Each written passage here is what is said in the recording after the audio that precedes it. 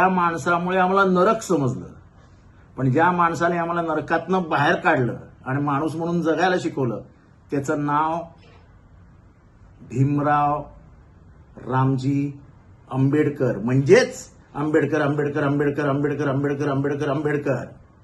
आणि आम्ही हेच म्हणत राहणार. तुम्ही आम्हाला कितीही ते विसरायला लावा, आम्ही आंबेडकरांना विसरणार नाही.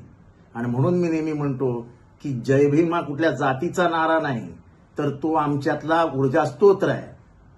कुठल्याही अत्याचाराविरुद्ध, कुठल्याही हिंसाचाराविरुद्ध, कुठल्याही अन्यायाविरुद्ध आम्हाला प्रस्थापितांविरुद्ध लढण्याची ताकद देणारा कोण, तर तो आमचा भीम.